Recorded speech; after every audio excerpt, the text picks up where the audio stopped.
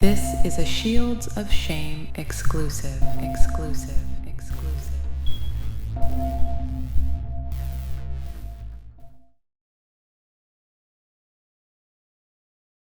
Sorry, we had to change the disc.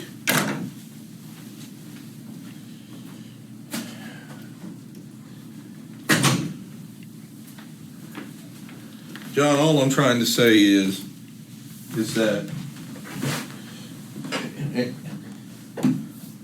If I may elaborate on my previous statements. okay, go ahead. With the situation with you and the tobacco products,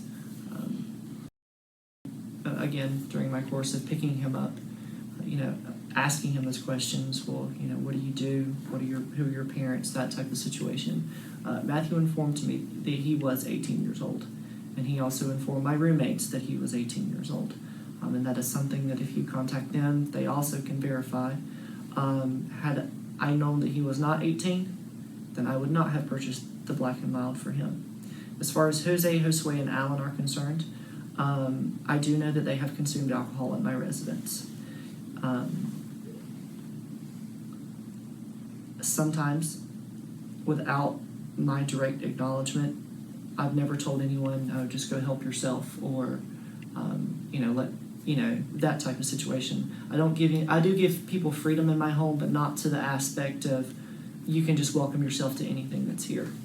And my roommate has seen Jose and Alan pour themselves a drink, and she did let me know about it. Of course, I did try to brush it off for the simple reason of, they're boys. They're 18 years old. Yes, they are under 21. Did they consume alcohol at my house? Yes. As far as the aspect of doing something for them in exchange for something else, absolutely not. That is in essence prostitution, and definitely not something that I would ever want to entertain.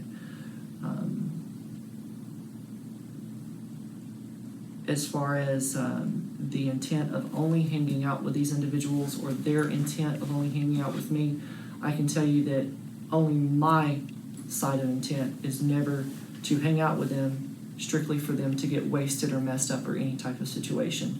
My intent has tried to be a role model to them, of showing them that you can enjoy life, you can have fun, you can work hard, and you can still be a good individual. And providing them with opportunities of things to do to get out of Cell City, because there's nothing out there, not even a caution light. So to get them out of the country, to keep them from running amok, doing things they shouldn't be doing, giving them something constructive to do, to come watch satellite, play games, whether it's a PlayStation or a computer game or card game, whatever, to keep these boys occupied, to give them somebody that they can look up to, somebody that when they need something, and there have been multiple times where, hey, I don't have any money for food, in Jose's situation, that I've been able to be there for him, or hey, can you take me from this place to go see my girlfriend, or, I know how it is to be a 17 and 18, not have, anyone there that can be a big brother or a mentor or something to help do things for you. And that has been my intent with these guys, is to try to encourage them, especially Jose, to stay in school, as to where he is in and out of school, things of that nature, because he's trying to make ends meet to buy himself clothing and other issues. And I've been blessed to have individuals in my life that have taken me as a mentor and, have showed me, listen, these are the mistakes you made. I understand that you made them. This is what we're going to do to correct them to make you a better person. And that's the way that I have evolved in life. And that has definitely been my intent with these particular individuals. Now, from what you say, they say their intent is only to contact me so that they can get messed up on alcohol or whatever the situation may be. That now provides me a different aspect and a different perspective of these individuals. I did not think that was the situation by any means. Had I even known that was their only intent and their only purpose for hanging out with me, I can tell you it never would have started from day one. But again, they kind of come in and they kind of mesh themselves not only into me, but my roommates as well. You know, they would come in and my roommates would fix them dinner or fix them something to eat, something of that nature. So we're kind of like an extended portion of the family.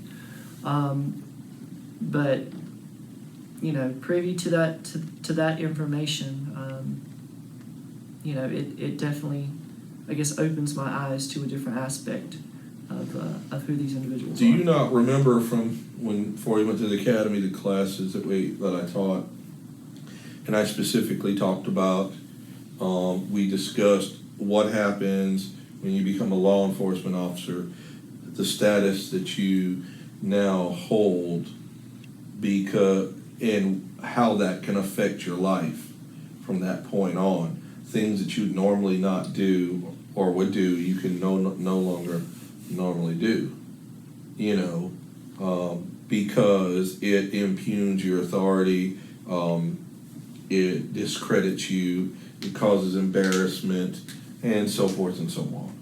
Okay? I mean, you got to think about it now. You're 29 years old, you were 17 and 18 years old.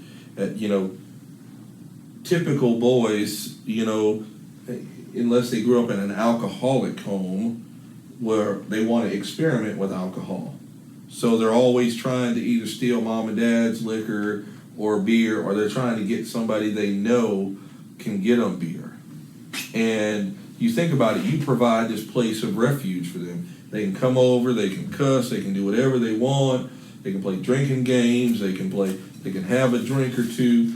I mean, it's like Disneyland for teenagers. It's their opportunity to not have any boundaries or any rules or regulations, and here you are providing that for them. You may not have intended it for that to have been that way, but that's what it has in essence become. And parents that we have talked to have said, we have heard about this. We have heard about this guy. So not only what you think is just secluded in your personal life is your personal life, and what you do in it is it, because they can't hold water, and they're telling everybody that everybody knows, you know, and it's a status symbol for them. I can get alcohol. You want to get drunk? Come holler at your boy, you know, give me something, I'll get you hooked up. And I know the parents that you speak of, and that is Kelsey's, who is Alan's parents, and for what it's worth, Kelsey herself does not care for me. Yeah. And the reason she doesn't care for me is because Kelsey herself asked to come to my house. And I'm no dummy, you know, when it comes to girlfriend and boyfriend wanting to be at a place where parents or guardians may or may not be there. And I informed Kelsey that no, she could not come to the house. The point is that's not the only person, but what I'm saying is that how do you, I mean, you think about it. When you think about role models, because that's what you alluded to. When you think about role models, you think about people that have integrity that's above reproach. They have moral standards that is above the norm. They are pillars in their community. And nobody's perfect. Every one of us in this room is fallible. Every one of us in this building, every one of us on this earth, regardless of what deity that you subscribe to, is fallible. So we're going to make mistakes. We're going to do things. But role models, you know, I feel what you're saying. I hear what you're saying. But based on your situation and what things were afforded to you, you want to just transcend that to somebody else, be positive in their life. But providing even the idea that you don't physically pour them a drink, but you don't stop them, diminishes that whole idea of being a role model. Because now they don't look up to you. You're just something that they can use. You're the catalyst to get what they want. So that, like Alan said, he's all. I mean, I just kind of let it go because he feels that whatever physical interactions you have with these guys is inappropriate. But he's okay with it because there's something in it for him, and there's an end result, something that he will receive out of it. Whether it's the food, whether it's money for clothes, whether it's transportation, whether it may not even be the alcohol. But if you don't have anything, and somebody says, I'll give you some food, but I need you to cut my grass, and they dog you out, call you all kind of names, you might be willing to put up with that a little bit longer so you can continue to eat. So they, what I'm saying is they put, it appears to me that they put up with the roommates and the card games and the small talk because you're providing them something that they don't have. Whether that's somebody to care for them, to look after them, or if that's financially where you give them. He says, "Man, I really wish I could buy some new shoes," and you say, "Here's $100, go buy you a new pair of shoes," or whatever it is, Well, and again, this goes back to,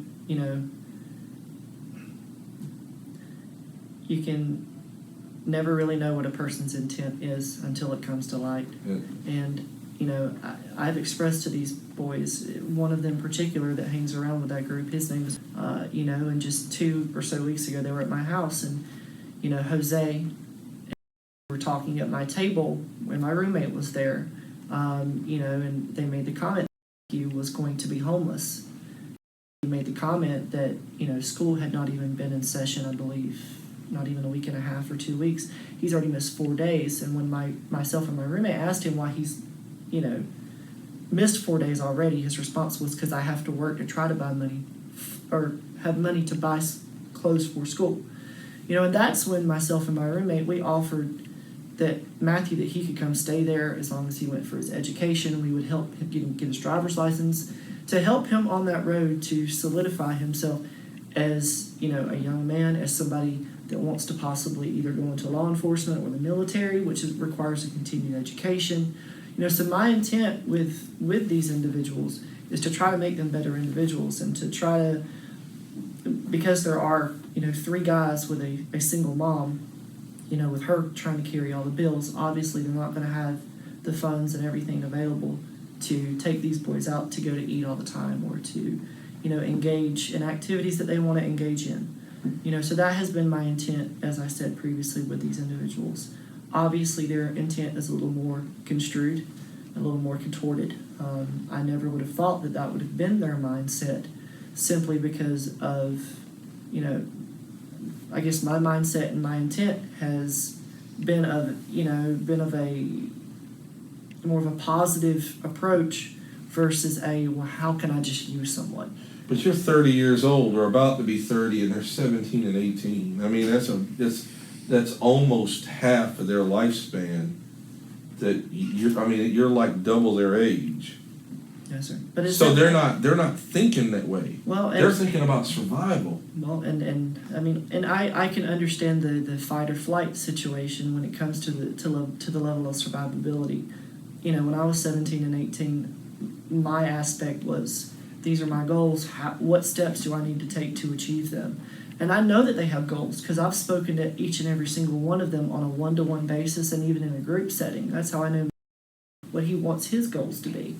And so that's where, I thought that providing them this aspect of getting out of the country, having things to do, being social, being in a place where if they're hungry they can get something to eat, they not necessarily have freedom, but they have enough opportunity to develop, themselves as individuals, that they would take that situation with a optimistic point of view, but obviously instead it's been taken as look at it from an outsider looking in.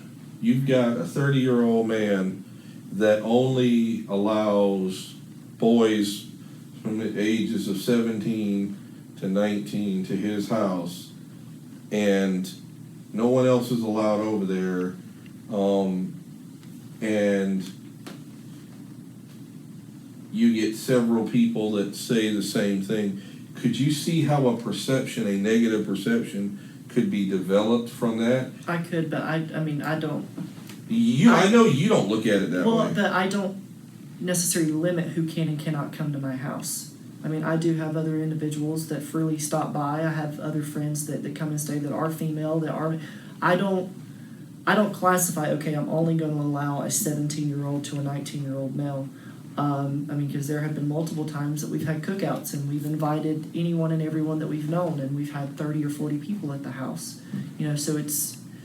Well, I'm not saying there's anything wrong, but I'm saying that's the general perception. Well, and perceptions are generally wrong, can be generally wrong. I mean, people will say that they don't like me, their perception is X, Y, Z, and it could be farther from the truth. The point being is it's easy for somebody to develop a negative perception, and if you feed into that negativity by doing certain things, like I said earlier, we don't care who you have over your house, how long you stay, who ate it, that's not farthest thing from our radar. You know, but if you were the boss of this department, can you see where it would look negative upon the agency to have rumors going around that one of its members is providing alcohol to persons under 21? Absolutely. Therefore, that's why we're here. I mean, I'm sorry that it's come to that we had to do this, but it is what it is. And I told you, I think it would have eventually reared its ugly head at some point in time. You know, I mean, I like you. Like I said, I think that you are a smart individual. I think you have the potential, but I think this was a huge error in judgment. Here, what you know, this you know, you're not really well, I don't know. It was almost like you were condoning it, this activity to take place. You know, not necessarily this particular Saturday or Sunday or whatever day it was, but just in general, because it's been going on for, you know, an extended period of time, at least 6 or 7 months, maybe even longer than that. So that's a huge, you know, error in judgment on your part. You have any questions?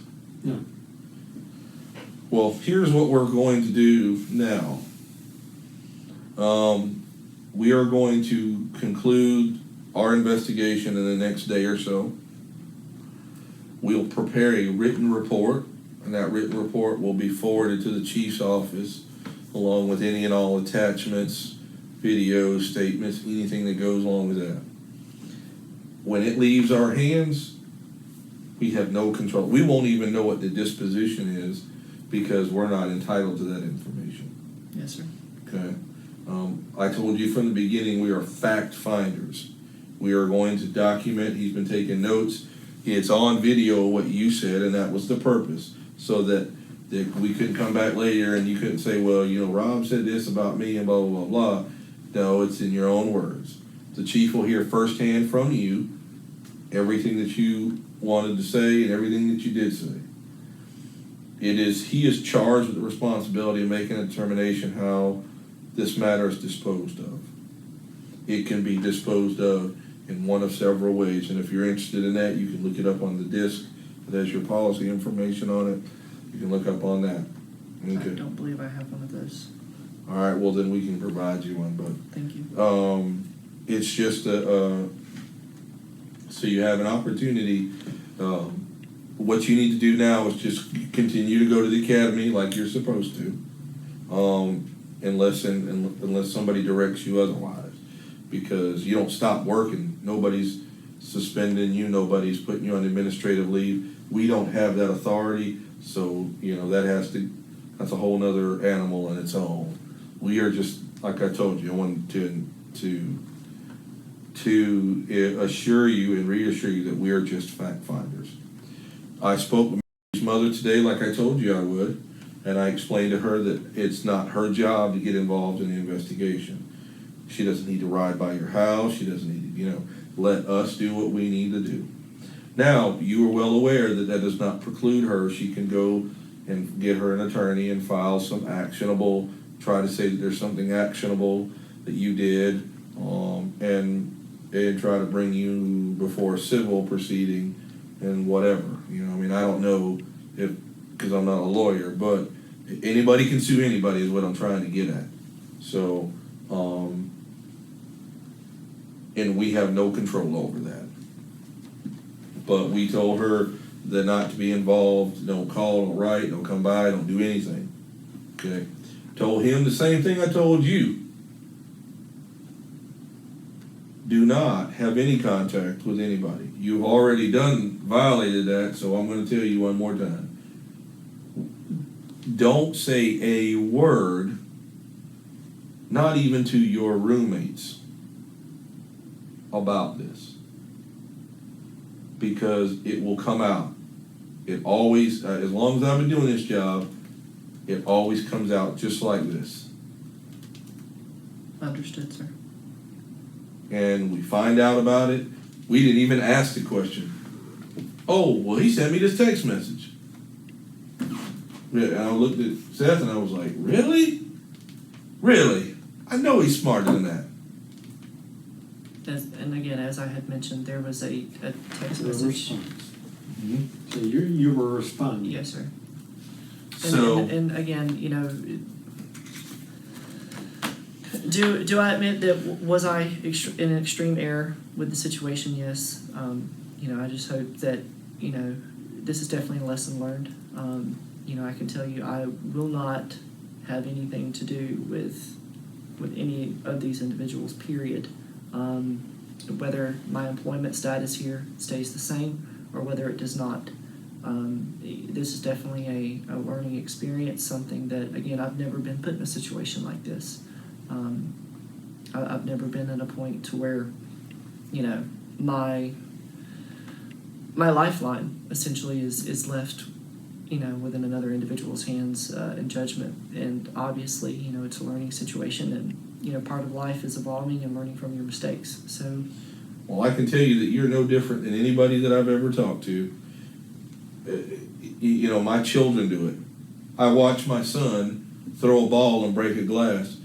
Andrew, why did you throw the ball? Well, Daddy, see, Olivia, we were playing, and da-da-da. It's human nature. It's not an intentional, I'm just going to, some people do. They just provide fictitious statements from the start because that's just their makeup.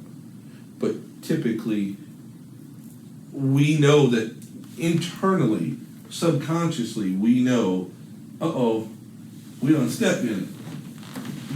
So how do we minimize it? I don't want to lie, so I won't necessarily say I didn't do it, but that's not going to come out and say I did do it.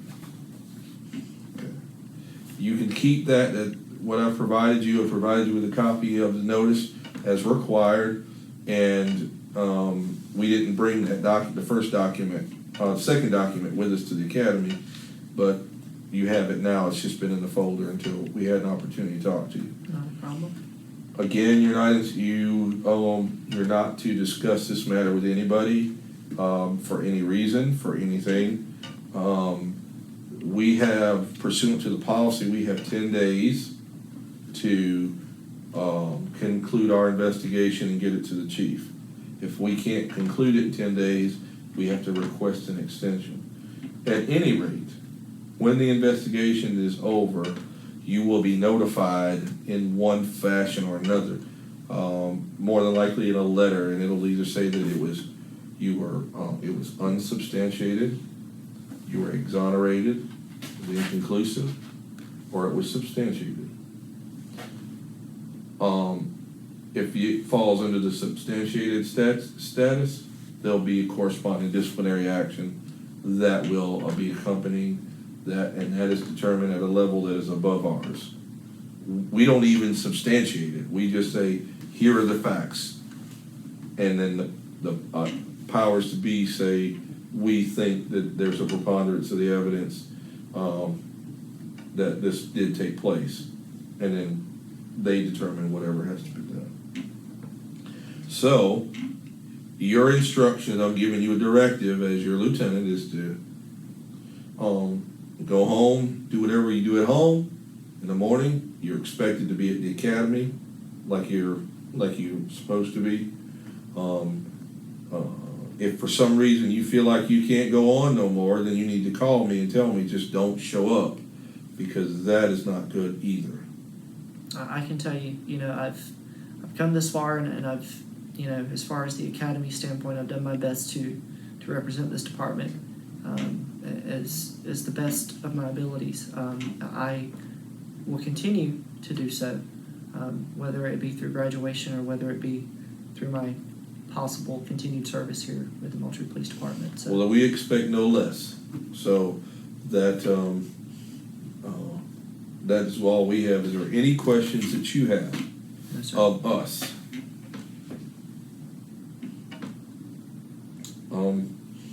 All right. Well, we'll. That's all that we need from you. Okay. Yes, sir. All right.